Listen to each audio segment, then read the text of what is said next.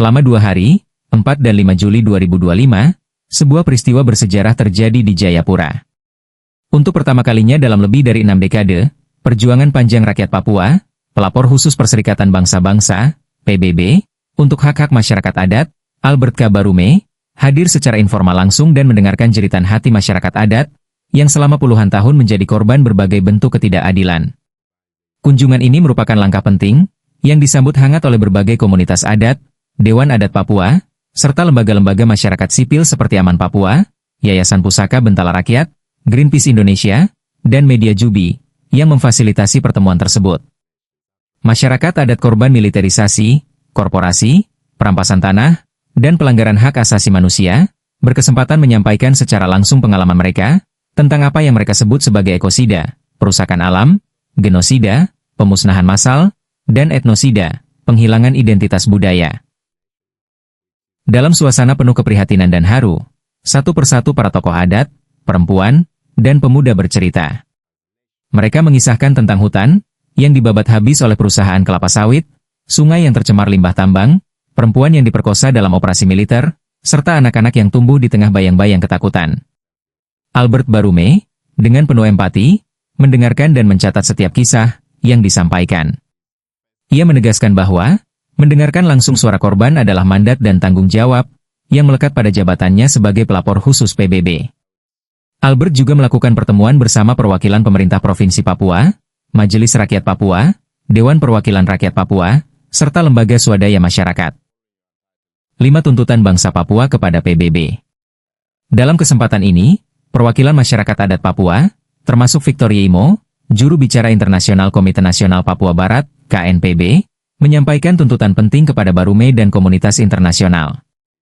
5 tuntutan utama yang mereka serukan adalah, pertama, permintaan kunjungan resmi PBB ke Papua, dalam kerangka prosedur khusus Dewan HAM, yang selama ini selalu ditolak oleh pemerintah Indonesia.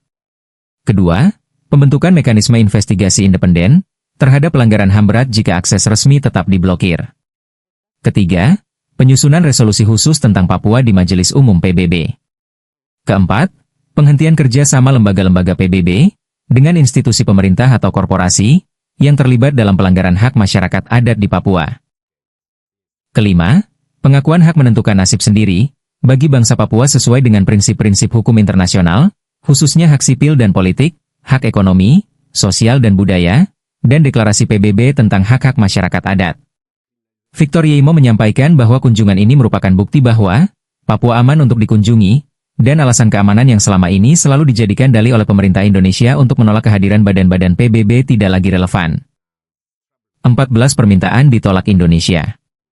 Kunjungan pelapor khusus Albert Barume ini menjadi momentum penting, terutama di tengah kegagalan sistemik perlindungan hak asasi manusia di Papua. Sejak 2004 hingga kini, setidaknya 14 kali permintaan kunjungan dari Komisi HAM PBB ke Papua ditolak oleh pemerintah Indonesia.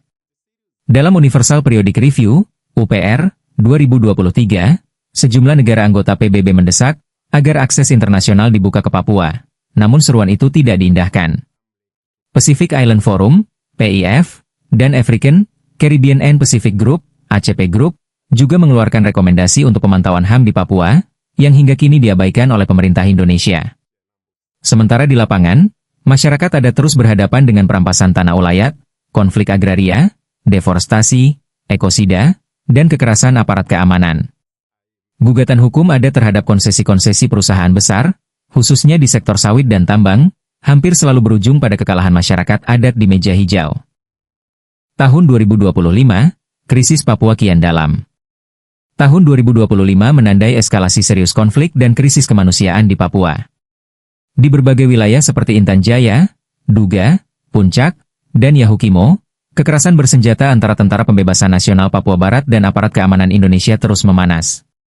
Serangan terhadap warga sipil, pembakaran rumah, pembunuhan tokoh-tokoh agama dan adat, hingga pembunuhan aparat keamanan terus terjadi. Kematian Enos Tipagau, Komandan Kodam 8 Soanggama OPM, dalam operasi militer Juli 2025 di Intan Jaya, adalah salah satu puncak eskalasi kekerasan, yang menambah daftar panjang konflik bersenjata di Papua. Namun penindakan bersenjata tak serta-merta menyelesaikan akar masalah.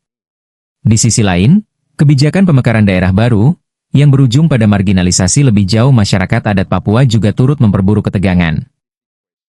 Arus migrasi, konflik lahan, dan eksploitasi sumber daya alam memperdalam ketidakadilan struktural yang telah berlangsung sejak integrasi Papua ke Indonesia pada 1960-an. Menatap masa depan Papua. Masyarakat adat Papua hari ini menghadapi 3 ancaman besar sekaligus: militerisasi, ekosida, dan pemusnahan budaya. Kunjungan Albert Barume adalah sebuah angin segar dan secercah harapan. Tetapi harapan itu hanya akan menjadi nyata bila komunitas internasional bertindak lebih tegas. Para aktivis adat dan masyarakat sipil Papua berharap kunjungan ini mendorong pembukaan akses penuh bagi investigasi independen internasional, tekanan diplomatik agar Indonesia menghormati hak-hak masyarakat adat Papua, dukungan internasional untuk solusi damai dan bermartabat, termasuk pengakuan hak menentukan nasib sendiri. Papua bukan sekadar wilayah.